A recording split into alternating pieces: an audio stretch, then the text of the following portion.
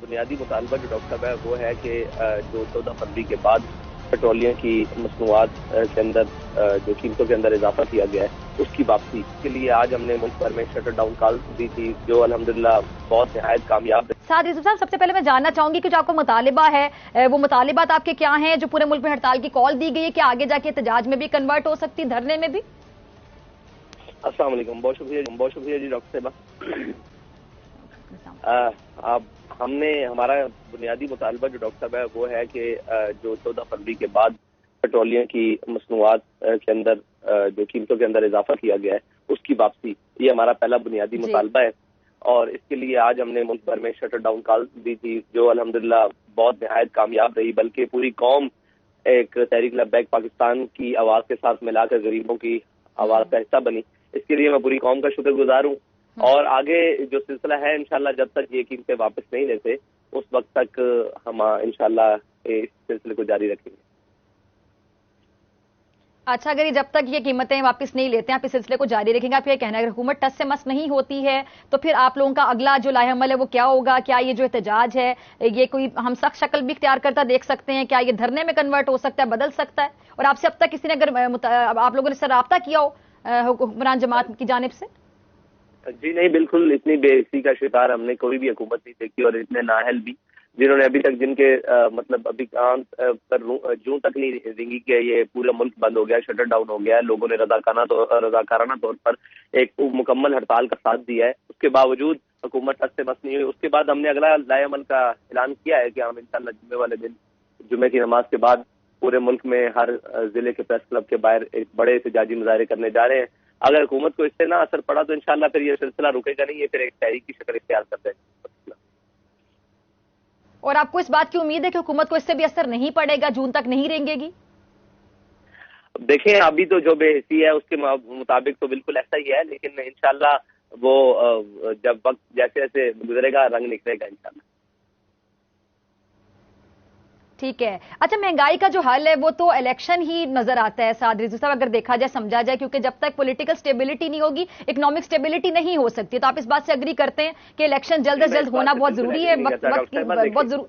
جی doctor صاحب، میں اس بات سے اس لیے ایگری نہیں کرتا کہ ہمیں پہلے ایک تبدیلی کا لالی پاپ سنایا گیا کہ تبدیلی آئے گی تو ملک ٹھیک چلے گا۔ تبدیلی آ چکی، جب تبدیلی نے اپنے رنگ دکھانے شروع کیے تو پھر ایک اور رنگ لایا گیا، جب تک رجیم چینج نہیں ہوگی اور جناب اس حکومت کو گرایا نہیں جائے گا تب تک مہنگائی نہیں جائے گی۔ جب رجیم چینج ہو گیا، اب نیا کہانی سنائی جا رہی ہے کہ جب الیکشن نہیں ہوں گے تو جب تک تو اس وقت ملک سٹیبل نہیں ہوگا۔ بھائی ملک سٹیبل ہو سکتا ہے، اس کے لیے اکنامک ریفارمز کی ضرورت ہے، اس کے لیے وہ ساری چیزوں کی ضرورت ہے جسے ہمیں بنیادی طور پر کرنا ہے، لیکن یہ کوئی بھی مخلص نہیں ہے ملک کے ساتھ۔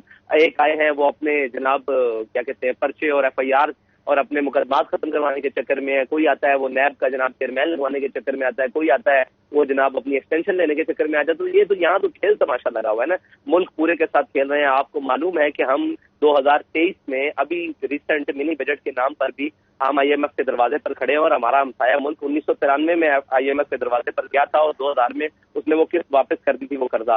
لیکن اگر ہم یہ بات کریں گے تو پھر کہیں گے جی نہیں ہمارے ملک کے حالات، بھائی ہمارے ملک کو 75 سال میں یہاں تک پہنچانے والے کون ہیں؟ یہی لوگ ہیں نا، یہی جناب جرنیل ہیں، یہی سیاستدان ہیں، یہی جناب سعد رضوی صاحب، ایک اور چیز، یہ اگر کل الیکشن کا اعلان ہو جاتا ہے تو آپ کو تحریک انصاف نون لیگ دونوں کی طرف سے اتحاد کی اگر دعوت دی جائے تو پھر آپ کس کے اتحادی بننا پسند کریں گے؟ جی میں صرف قوم کا اتحادی بننا پسند کروں گا، جس قوم کے لیے جناب مہنگائی کے لیے آج ہم نے شٹر ڈاؤن کال کی، پوری پاکستان کی کسی بھی جماعت نے اس کا حمایت کا اعلان نہیں کیا۔ اس کا مطلب ہے ہر کوئی اپنی سیاست کے لیے کھیل رہا ہے، قوم کے لیے تو کسی نے بھی آواز بلند نہیں کی۔ اچھا، تو آپ کتنے پر امید ہیں؟ آپ جس طرح اگر آپ یہ احتجاج کریں گے، آپ نے کہا پھر آگے جمعے کے دن آپ کے پاس ایک اگلا لاہ عمل بھی ہے، آپ کے پاس نیکسٹ پلان بھی ہے، تو اگر آپ ساتھ یہ بھی کہہ رہے ہیں کہ آپ کو امید ہے جس طرح آج بھی کسی کے کان سے جون تک نہیں رنگی، کسی نے رابطہ نہیں کیا آپ لوگوں سے، بے حس حکومت ہے، تو آپ کو لگتا ہے کہ جمعے والے دن بھی رابطہ نہیں کریں گے، پھر آگے کیا کریں گے؟ پھر اس کے آگے بعد ہم اپنا لاہ عمل جاری رکھیں گے، اور اس کے بعد انشاءاللہ ایک وقت ایسا آئے گا جب یعنی آپ کے پاس ابھی سے کوئی پلان ہے کہ اس کے بعد کیا کریں گے ساتھ ساتھ، یا پھر آپ سچویشن کو دیکھتے ہوئے صورتحال کو دیکھتے ہوئے ڈیسائیڈ کریں گے؟ جی نہیں، اس کے بعد بہت سارے پلان ہیں۔ جی آپ کہہ رہے ہیں بہت سے پلانز ہیں آپ کے پاس اس کے علاوہ؟ جی اس کے بعد بہت سارے پلان ہیں جی انشاءاللہ۔ تو وہ صورتحال کو دیکھتے ہوئے वो सारे पत्ते सूरत हाल को देखते हुए खेले जाएंगे कि अगर हुकूमत इस तरह रिस्पॉन्स देती है तो फिर ये पत्ता खेला जाएगा, नहीं देती तो फिर।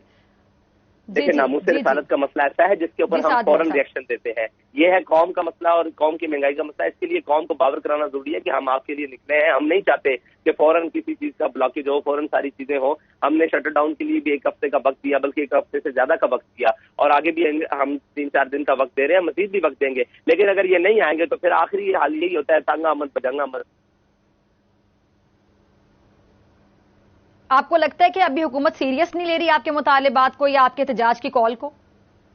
देखिए, हुकूमत तो किसी भी चीज को सीरियस नहीं ले रही ना। हुकूमत को सिर्फ ये फिक्र है कि नवाज शरीफ को कैसे वापस लाना है, इसहाक डार को कैसे स्टेबल करना है, और जनाब लाडलों को कैसे नवाजना है, और अपने मुकदमात को कैसे खत्म करना है, और जनाब अपनी वो क्या कहते हैं सारी हुकूमत को बचाना किस तरह है। अगर हुकूमत को कौम की फिक्र होती तो जब भी IMF के दरवाजे पर ये जाते और मिनी बजट या किसी भी नाम पर कौम का कबाड़ा निकाला जाता, बल्कि ये अशराफियत को नवाजने की चीजें खत्म की जाती, ये बाकी जो सारे मामलात हैं इनको खत्म किया जाता। लेकिन इनके कभी भी इस तरफ नहीं वो होता है। बस वो हमारे जनाब आने वाले वजीर आजम ने ये कह दिया कि वो beggars are not the chooser, तो बस उसका हम खमियाजा भुगत रहे हैं कि वो उन्होंने हमें भिखारी बना दिया और खुद वो भिखारी आला बन गए। बस इतना सा हमें फर्क कर दिया, और तो कुछ नहीं बदला इस मुल्क में।